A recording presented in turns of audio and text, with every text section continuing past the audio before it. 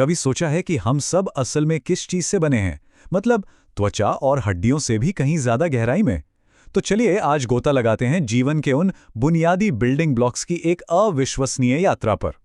देखिए, हमारी त्वचा के नीचे एक पूरा हलचल भरा शहर बसा हुआ है जो खरबों छोटी छोटी मॉलिक्यूलर मशीनों से चलता है।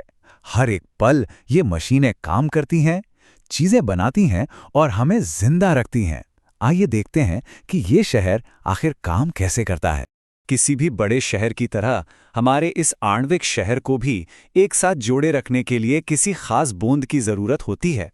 तो चलिए जानते हैं कि ये कौन सी ताकतें हैं जो हमें बिखरने से रोके रखती हैं।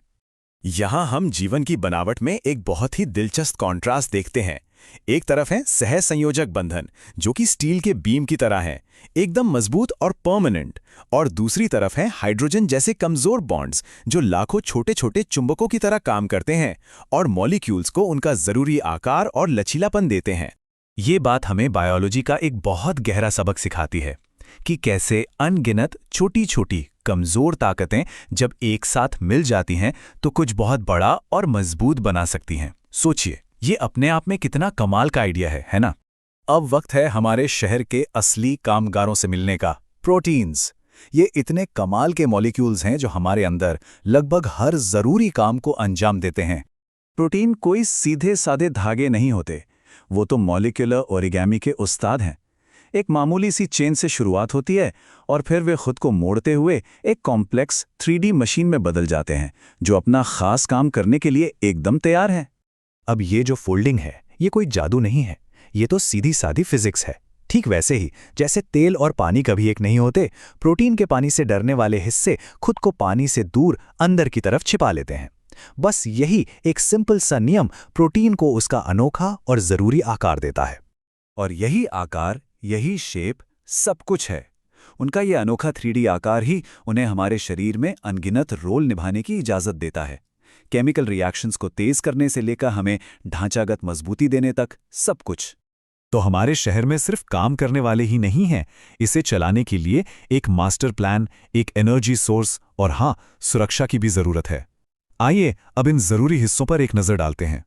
यहाँ काम का बंटवारा एकदम परफेक्ट है। डीएनए एक सुरक्षित तिजोरी में बंद मास्टर प्लान की तरह है जिसे बहुत हिफाजत से रखा जाता है, और आरएनए वो उन मेहनती मैसेंजर्स की तरह है जो उस प्लान के निर्देशों को असल काम में बदलते हैं। कार्बोहाइड्रेट्स को समझिए, हमारे इस आणविक शहर का हाई ऑक्टेन फ्यूल। जब भी सेल्स को फौरन एनर्जी की जरूरत पड़ती है, वे इसी फ्यूल का इस्तेमाल करती हैं। और लिपिड्स का तो डबल रोल है। एक तो ये हमारे शहर की दीवारों के लिए ईंटों का काम करते हैं जो हर सेल को बाहरी दुनिया से अलग करती हैं, और साथ ही ये हमारे एनर्जी के गोदाम भी हैं जो हमें लंबे समय तक ऊर्जा देते हैं। तो हाँ, लिपिड सिर्फ चर्बी नहीं है, वे हमारी कोशिकाओं की बाउंड्री बनाते हैं, उन्हें आकार देते हैं और यहाँ तक कि उन्हें एक दूसरे से बात करने में भी मदद करते हैं। तो सवाल यह है कि ये इतना बिजी शहर आखिर चलता कैसे है? इसका सारा राज एक अकेली यूनिवर्सल एनर्जी करेंसी में छिपा है जिसका इस्तेमाल हर सेल करती है। इसको ऐसे सोचिए, एटीपी एक स्प्रिंग लोडेड मॉलिक्यूल की तरह है जो एनर्जी से खचाखच भरा है। जब भी सेल को एनर्जी की जरूरत होती है तो वो इस स्प्रिंग को छोड़ देती है और ठीक उसी जगह पर एनर्जी का एक जबरदस्त ब्लास्ट होता है जहां उसकी जरूरत होती है। तो मेटाबॉलिज्म एक लगातार चलने वाला डांस है। कैटाबॉलिज्म एनर्जी रिलीज करने के लिए चीजों को तोड़ता है और एनाबॉलिज्म उसी एनर्जी का इस्तेमाल करके नई चीजें बनाता है। ये तोड़ने और बनाने का एक ऐसा चक्र है जो कभी खत्म नहीं होता। ठीक है, तो शहर बन गया, उसे पावर भी मिल रही है, लेकिन ये सब कुछ कंट्रोल कैसे होता है? ये शहर पूरी तरह से एक केओस में क्यों नहीं बदल जाता? इसका जवाब है एंजाइम्स में। एंजाइम है जीवन के ट्रैफिक कंट्रोलर। उनके बिना हमारी बॉडी में होने वाले केमिकल रिएक्शंस इतने ज्यादा धीमे होते कि जिंदगी ही मुमकिन नहीं होती। वे हर प्रोसेस को सही समय पर और सही स्पीड से करवाते हैं।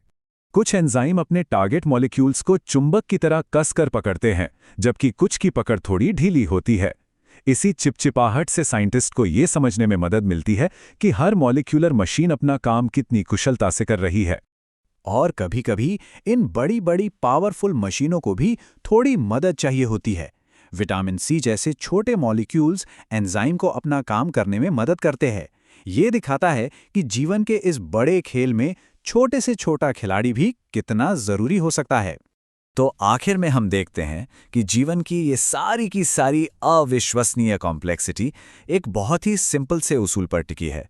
छोटी छोटी चीजें मिलकर बड़ी और अद्भुत चीजें बनाती हैं।